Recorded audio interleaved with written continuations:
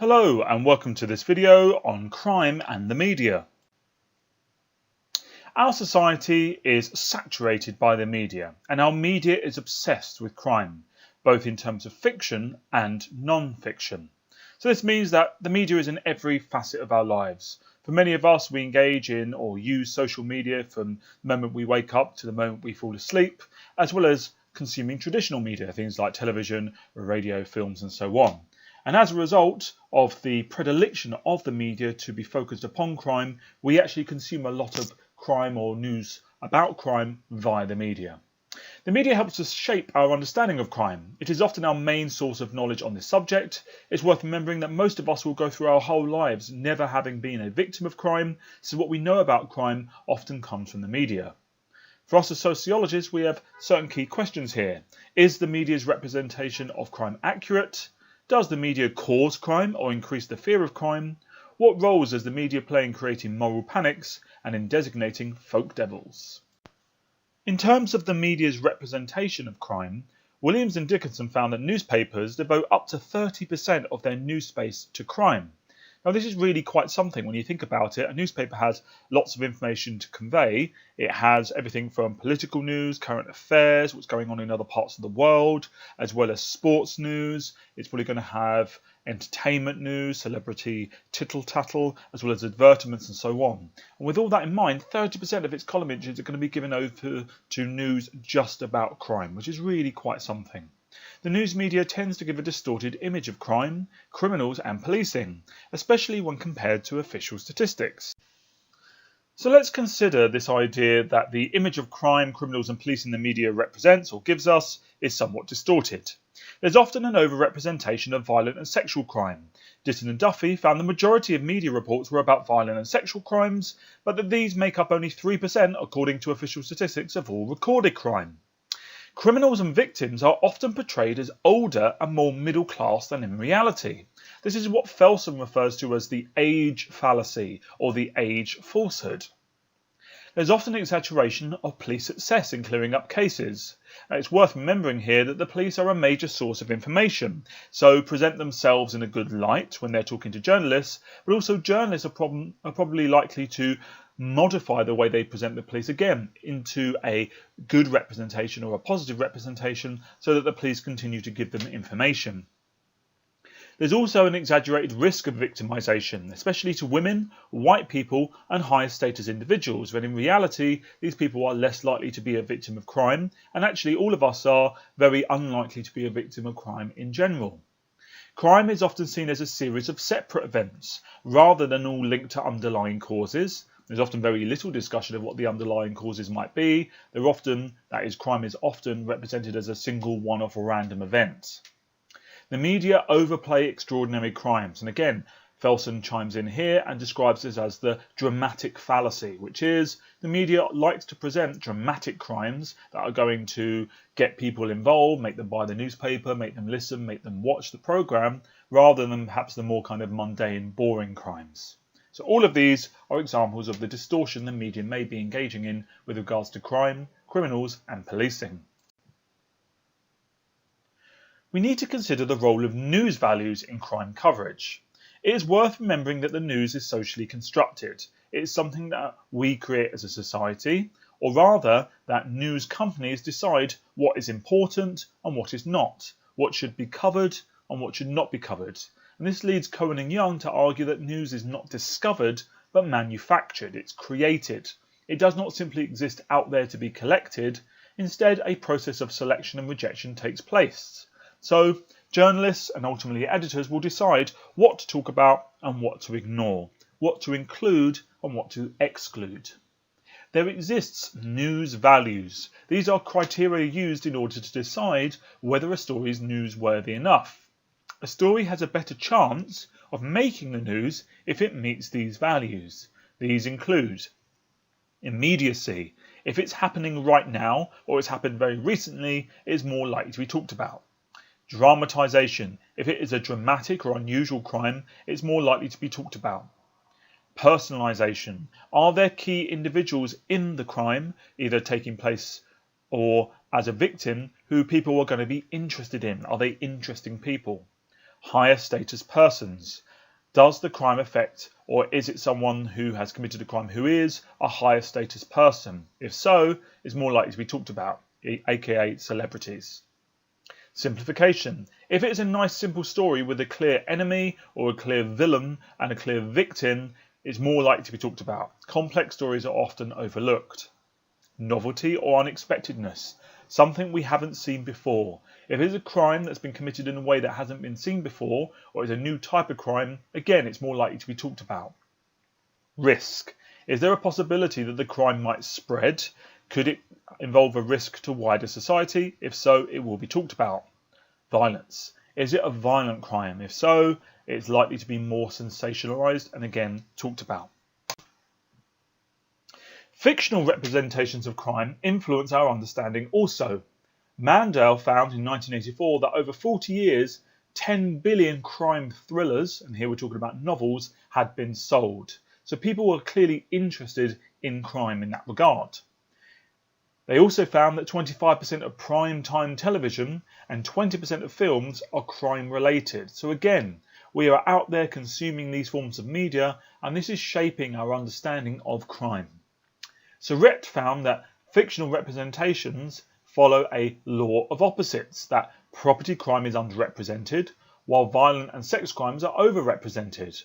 Fictional sex crimes are the work of a psychopathic stranger, whereas in reality, they're often the work of someone who is related to the victim. Fictional cops always get their man, but in reality, many crimes go unsolved. In reality, offenders are often working class and black, Asian, minority ethnic, police are often corrupt and brutal, and the victims have become more central, whereas in the fictional representations, this may not be the case. We now need to consider the role the media may play as causing or increasing the fear of crime. There has long been a concern that the media has a negative effect on attitudes, behaviour and values, especially of susceptible groups such as the young, the uneducated and the working class. So the fear here is that the media might influence people to engage in deviant or criminal behaviours. In the 1920s and 30s, there was a general fear about the role of cinema in inciting deviant behaviour. By the 50s, it was horror films specifically, and the 1980s, a particular branch of horror films known as video nasties, which are considered to be the culprit of much violence. More recently, there's been a concern about rap music and drill music, and of course violent video games, and influencing the young to engage in various activities which may be considered deviant or criminal. And there's been various examples such as the Columbine shootings and the Erfurt massacre that have appeared to pull upon these ideas. There are potentially a number of ways in which the media could cause crime, either through imitation, so by perhaps giving details about how a crime might be committed, someone might decide to copy it. By arousal, by presenting sexualized images of people, some may decide to go and act upon their desires and engage in sexual violence. Desensitization, by showing certain images or talking about certain ideas, people may become desensitized and believe that certain activities or behaviors are acceptable when in fact they are not. Transmitting knowledge of the technique, so by talking about how something can be done or how a crime can be committed, some may decide that actually this is a good idea and it's something that they want to have a go at as well. By providing targets, by talking about people and their possessions, what they have, how much they earn, this could be a way of perhaps turning celebrities into potential targets. Stimulating desires for unaffordable goods. Advertisements may lead many to think that actually they need to engage in crime and deviance in order to achieve those goals if they can't do them via legitimate means. Portraying the police as incompetent. If you feel that the police have no chance in catching you, you may think you can get away with a crime and decide to do it. Or by glamorizing offending, by making it appear attractive or perhaps sexy, some may decide that actually they want to engage in it in order so that they themselves can appear glamorous or sexy.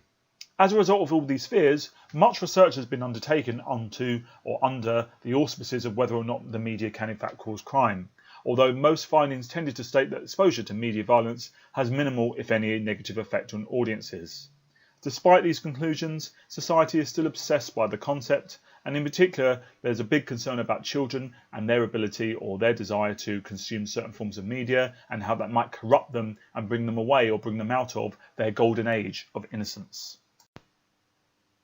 To bring this together, evidence shows the media exaggerates the amount of violent and unusual crime and the risks of being a victim of crime in our society. Studies also show a correlation in that the higher amount of media use That is to say, if someone absorbs or consumes an awful lot of media, there tends to be, amongst those individuals, a higher level of fear of crime. So the more you consume, the more fearful you are. Tabloid readers, so those who read newspapers such as The Sun, and heavy users of television express greater fear of becoming a victim, especially of mugging and physical attack. Even though, generally speaking, official statistics suggest that we are at the point in history where you are least likely to be a victim of crime versus any other previous period. We now need to consider the relationship between the media, relative deprivation and crime. Left realists believe that the media encourages crime not by portraying crime, but by portraying what a normal life should look like. So that is presenting certain idealised images of what life should be like. When the poor and the marginalised cannot achieve these materialistic good life type images, it stimulates relative deprivation and therefore criminality.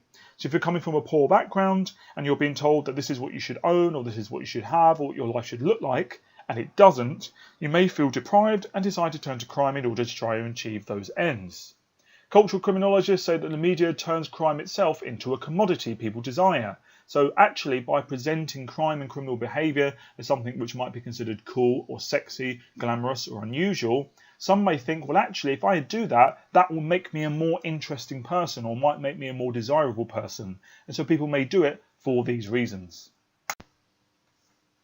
One interesting dimension to consider is the commodification of crime. So, this appears to be a feature of late modernity, although some might argue it's a feature of post-modernity, where images of crime and criminality are used to sell products. That actually is a way of trying to market a good or a service by linking it to crime and criminality. Crime and deviance becomes a style to therefore to be consumed. It's almost romanticised, it's made to look exciting and cool. There are certain brands that use criminality as part of their branding and advertising to sell their products. And this now works the other way too. And if a brand is commonly associated with criminality, it could be banned, for example, in pubs and clubs. So often certain brands or certain ways of dress are used as markers or shorthands by people to prevent certain individuals or certain groups from accessing perhaps their property or accessing their services.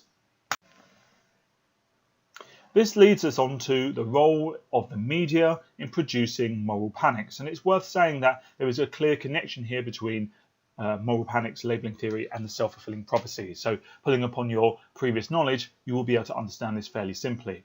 What is a moral panic? Well, moral entrepreneurs, so people who consider themselves to be moral leaders within society, often parents, who disapprove of some behaviours within society, in particular amongst young people, may use the media to put pressure on authorities, that is political leaders, to do something about it. So it could well be that parents are upset by a certain behaviour amongst young people, therefore they go through the channels of newspapers or social media or perhaps even television and try and lobby for change. Maybe they want a new law to be introduced. This can create a negative label and influence people's perceptions. So a new label gets created that if people look a certain way or do a certain thing, that they are now these people that we need to be concerned with because the moral entrepreneurs told us to be concerned. This will create a moral panic, an exaggerated overreaction by society to a perceived problem, usually driven by the media. So now the media is saying, there's this group, they're doing this thing, we should be concerned, let's all panic. And people start to panic in wider society. The people who are considered to be doing the thing which is undesirable become what is known as a folk devil. They are a stigmatised group that we are told we should be fearful of. This can lead to a crackdown on their behaviour. So policymakers or lawmakers feel they have to be seen to be doing something. They create a new law. They empower the police to crack down on this group for doing this thing, whatever it might be. And so what happens is that a new self-fulfilling prophecy occurs whereby people are labelled, they come to see themselves as criminal or deviant, they continue to behave in that way, they therefore get arrested or they get punished, and as a result of that the problem becomes amplified. And what we're going to start to see here is a deviancy amplification spiral. It's almost by cracking down we create more deviance. By drawing attention to a particular group and saying that their behaviour is deviant, we create yet more deviance. More people are going to be attracted to it for various reasons because effectively we're advertising this behaviour which previously people simply may not have known about. The best example of this is found within the work of Stanley Cohen and in his 1972 study known as Folk Devils and Moral Panics. Stanley Cohen did an awful lot of work looking at the mods and the rockers. These were two teenage subcultures who for the most part were friends. They were not particularly deviant, they were not particularly even defined, they had a very loose kind of connection amongst themselves, and it was all very much based on clothing and music and some sort of lifestyle choices around things such as what sorts of transportation they used and so on. There was a single event where there was some violence between some teenagers one weekend, and that got blown out of proportion by the media because they simply had nothing else to talk about. Nothing else had happened that weekend. And overnight, a folk devil was created. Mods and rockers, essentially young people, were now seen as a folk devil. Parents demanded that there something was done about it. The police were given new powers, and overnight there was this moral panic in society. We will look at this in more detail in lesson, and there's large amounts of work out there that you can read both in the textbook and online if you need more detail about this, but this is a very classic sociological study which we do need to have a good knowledge of. If we boil down some aspects of Cohen's study of the mods and the rockers, Cohen noted how the media used what were known as symbolic shorthands, such as hairstyles, items of clothing, modes of transport, etc., as icons of the troublemakers. What the media was very good at doing was almost provided a bullet-pointed list to parents or to people in wider society saying, if your children or your young person is wearing these things or doing these things, they're probably either a mod or a rocker, and you should be panicked about that. You should be doing something about it. It also told people in society who did not have children, beware these people.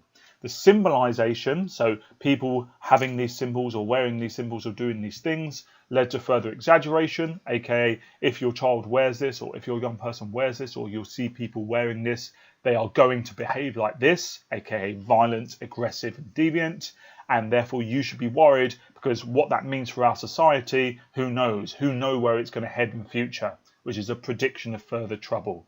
So Cohen's showing us here again a kind of cycle, this kind of step-by-step approach to greater levels of deviancy, amplification and more troubles in future. And it all starts with very basic activities of moral entrepreneurs and the media designating folk devils and creating moral panics. Moral panics tend to have a circular nature, Cohen argued. It starts with, as we see point 1, an activity gaining media attention. So moral entrepreneurs saying this stuff is happening in our society, let's talk about it.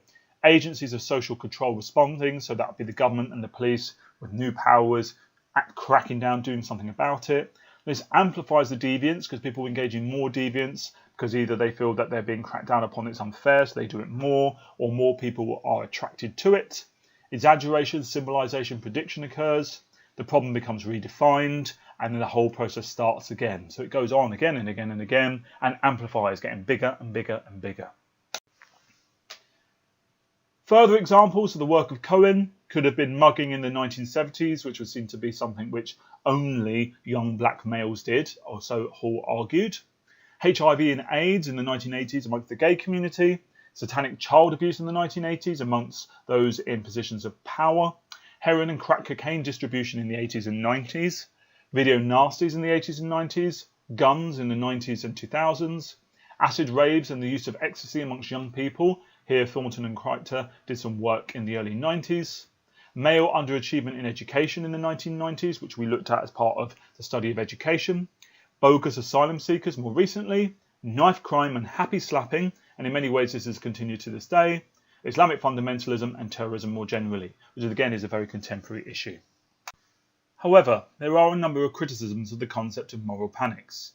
It assumes that the societal reaction is an over-the-top overreaction, and who gets to decide what is a proportionate reaction and a panicky one?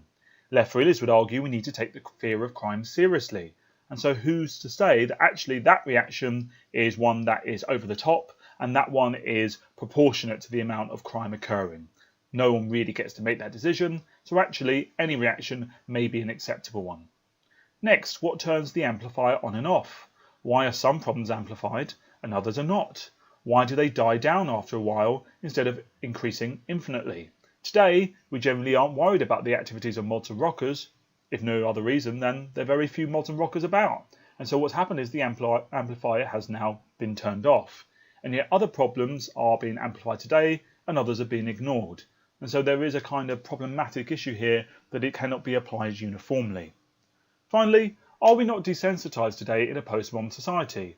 What consensus is there regarding deviant behaviour today when we are also atomised and individualistic? We all have our own subjective views on what is deviant and what is normal. Can we really agree as a society, and can we really panic together as a society? Many would argue we cannot. A new area that sociologists are considering with regards to crime in the media is cybercrime. The internet creates opportunities to commit both conventional crimes, such as fraud, and new crimes using new tools, such as software piracy. Wall identifies 4 categories of cybercrime. Firstly, cyber trespass, which is hacking and sabotage, such as spreading viruses. Next, cyber deception and theft. Identity theft, phishing, and violation of intellectual property rights could be included here.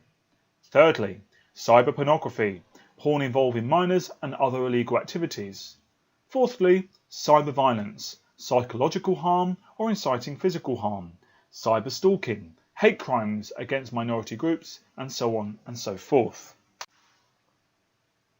Now, policing cybercrime is difficult, partly because of the sheer scale of the internet and the limited resources of the police, and also because of its globalised nature. The internet connects all facets of society and it connects all corners of the globe.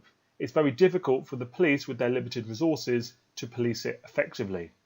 However, the new ICT also provides the police and state with greater opportunities for surveillance and control of the population. There are new tools to watch people and to see what they're up to and gather data about them. ICT permits routine surveillance through the use of CCTV cameras, electronic databases, digital fingerprinting, and smart identity cards. So it may well be that we are being watched all of the time, but who exactly is watching us, let alone who is watching the watchers, we simply do not know. That's it. Thank you very much.